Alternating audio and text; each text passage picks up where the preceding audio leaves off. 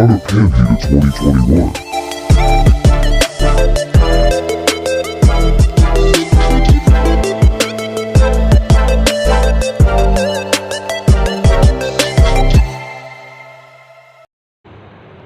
Assalamualaikum warahmatullahi wabarakatuh. Salam sejahtera bagi kita semua. Perkenalkan, nama saya Adinda Mutiara Widyasista. Saya mahasiswa baru UIN Maliki 2021, Prodi Perbankan Syariah. Di sini saya akan menyosialisasikan tentang pentingnya menerapkan 5M dalam kehidupan sehari-hari. Selain itu, saya juga akan membahas tentang pentingnya vaksinasi COVID-19 di masa pandemi ini. Meski sudah lebih dari 1 tahun, pandemi COVID-19 masih terus menyerang penduduk dunia. Indonesia sedang mengalami penyebaran kasus COVID-19 yang meningkat secara pesat akhir-akhir ini, membuat seluruh masyarakat merasa prihatin. Pasalnya, upaya pemerintah untuk menanggulangi pandemi dan proses pemulihan ekonomi kembali dapat terganggu. Saat ini terdapat 5 varian of concern atau VOC, varian virus penyebab COVID-19 yang sudah ditemukan di dunia, yakni varian Inggris, varian Afrika Selatan, varian India, varian Brazil, dan varian California.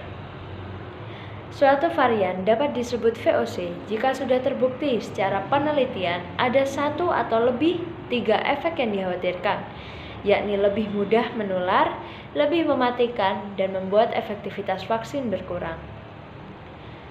Varian virus penyebab COVID-19 yang sudah ditemukan di Indonesia baik dari kasus impor maupun transmisi lokal, yakni varian dari Inggris, Afrika Selatan, dan dari India. Pandemi COVID-19 di Indonesia merupakan bagian dari pandemi penyakit Corona 2019 yang sedang berlangsung di seluruh dunia. Penyakit ini disebabkan oleh coronavirus sindrom pernapasan akut berat 2 atau yang biasa kita sebut SARS-CoV-2. Kasus positif COVID-19 di Indonesia pertama kali dideteksi pada tanggal 2 Maret 2020 ketika 2 orang terkonfirmasi tertular dari seorang warga negara Jepang. Pada tanggal 9 April, pandemi sudah menyebar ke 34 provinsi di Indonesia dengan DKI Jakarta, Jawa Barat, dan Jawa Tengah sebagai provinsi paling terpapar SARS-CoV-2 di Indonesia. Sampai tanggal 29 Agustus 2021, Indonesia telah melaporkan 4.073.831 kasus positif menempati peringkat pertama terbanyak di Asia Tenggara.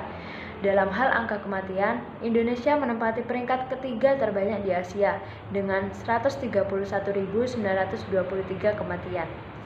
Namun, angka kematian diperkirakan jauh lebih tinggi dari data yang dilaporkan, lantaran tidak dihitungnya kasus kematian dengan gejala COVID-19 akut yang belum dikonfirmasi atau dites.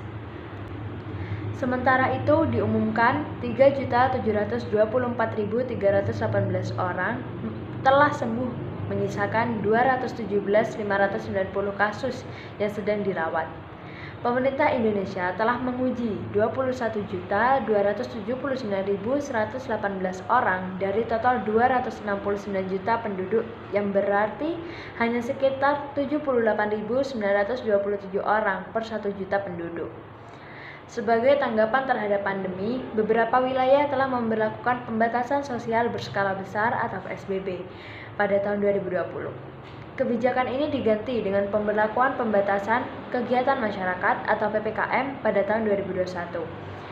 Yang telah sama-sama kita ketahui, 5M adalah protokol kesehatan yang dirancang oleh pemerintah sebagai pedoman untuk kita dalam mencegah penularan virus COVID-19 ini. Berikut ini adalah protokol kesehatan 5M yang harus kita terapkan. M yang pertama, yaitu mencuci tangan. Rutin mencuci tangan hingga bersih adalah salah satu protokol kesehatan yang cukup efektif untuk mencegah penularan virus corona. Untuk hasil yang maksimal, kamu disarankan untuk mencuci tangan setidaknya selama 20 detik. Untuk membunuh virus dan kuman-kuman lainnya, gunakan sabun dan air atau pembersih tangan dengan alkohol setidaknya dengan kadar 60%. M yang kedua yaitu memakai masker.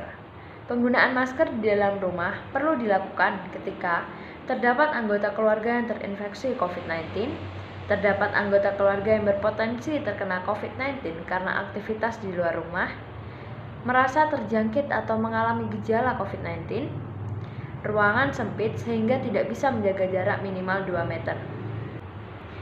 M yang ketiga yaitu menjaga jarak. Protokol kesehatan lainnya yang perlu dipatuhi adalah menjaga jarak. Protokol kesehatan ini dimuat dalam Keputusan Menteri Kesehatan RI dalam Protokol Kesehatan bagi masyarakat di tempat dan fasilitas umum dalam rangka pencegahan dan pengendalian COVID-19. Di sana disebutkan menjaga jarak minimal 1 meter dengan orang lain untuk menghindari terkena droplet dari orang yang bicara, batuk, ataupun bersin, serta menghindari kerumunan, keramaian, dan berdesakan. Bila tidak memungkinkan melakukan jaga jarak, maka dapat dilakukan berbagai rekayasa administrasi dan teknis lainnya. Rekayasa administrasi dapat berupa pembatasan jumlah orang, pengaturan jadwal, dan sebagainya. Sedangkan rekayasa teknis antara lain dapat berupa pembuatan partisi, pengaturan jalur masuk dan keluar, dan sebagainya. M yang keempat yaitu menjauhi kerumunan. Selain 3 hal di atas, menjauhi kerumunan merupakan protokol kesehatan yang juga harus dilakukan. Menurut Kemenkes, masyarakat diminta untuk menjauhi kerumunan saat berada di luar rumah. Ingat, semakin banyak dan sering kamu bertemu orang, maka kemungkinan terinfeksi virus corona pun semakin tinggi. Oleh sebab itu, hindari tempat keramaian terutama bila sedang sakit atau berusia di atas 60 tahun. Yang kelima yaitu membatasi mobilitas. Virus penyebab corona bisa berada di mana saja. Jadi, semakin banyak dirimu menghabiskan waktu di luar rumah, maka semakin tinggi pula kemungkinan terpapar virus jahat ini. Oleh karena itu, bila tidak ada keperluan yang mendesak, tetaplah berada di rumah. Menurut Kemenkes, meski sehat dan tidak ada gejala penyakit, belum tentu dirimu pulang ke rumah dengan keadaan yang masih sama. Pasalnya, virus corona dapat menyebar dan menginfeksi seseorang dengan cepat.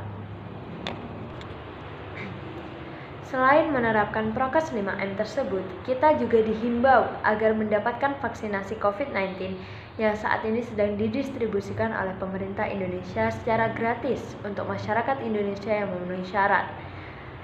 Vaksinasi atau imunisasi bertujuan untuk membuat sistem kekebalan tubuh seseorang mampu mengenali dan dengan cepat melawan bakteri atau virus penyebab infeksi. Tujuan yang ingin dicapai dengan pemberian vaksin COVID-19 adalah menurunnya kasus baru dan angka kematian akibat virus ini. Meskipun tidak 100% bisa melindungi seseorang dari infeksi virus corona, vaksin ini dapat memperkecil kemungkinan terjadinya gejala yang berat dan komplikasi akibat COVID-19. Selain itu, vaksinasi COVID-19 bertujuan untuk mendorong terbentuknya herd immunity atau kekebalan kelompok. Namun perlu dipahami bahwa sebenarnya pemberian vaksin bukan berarti membuat kita tidak bisa terpapar virus COVID-19. Tetapi dengan adanya vaksinasi yang diberikan, ini akan membuat sistem imun tubuh menguat sehingga kemungkinan untuk terpapar virus menjadi lebih kecil. Maka dari itu, bagi Anda yang sudah mendapatkan vaksin, bukan berarti boleh mengabaikan protokol kesehatan yang sudah diterapkan. Berikut adalah 4 faktor penting lakukan 5M meski sudah mendapatkan vaksin. Yang pertama yaitu, sebuah penelitian tengah diterbitkan dalam The New England Journal of Medicine menemukan bahwa perlindungan tidak dimulai hingga 12 hari sejak suntikan pertama vaksin. Yang kedua yaitu, dalam jangka pendek, vaksin memerlukan waktu guna mencapai kekebalan tubuh yang optimal. Yang ketiga yaitu, keefektifan vaksin juga baru mencapai 52% beberapa minggu kemudian. Dalam seminggu setelah vaksin kedua, tingkat keefektifan akan mencapai 95%. Yang keempat, hingga saat ini belum ada vaksin COVID-19 yang terbukti 100% mencegah kita tertular COVID-19.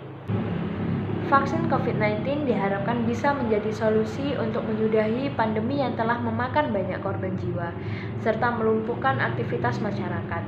Dan partisipasi Anda dalam program vaksinasi ini akan sangat membantu pemulihan kondisi negara kita. Semoga pandemi COVID-19 segera berakhir dan bumi kembali sehat. Tetap jaga kesehatan, tetap patuhi protokol kesehatan yang sudah dianjurkan pemerintah. Terima kasih atas perhatiannya. Assalamualaikum warahmatullahi wabarakatuh.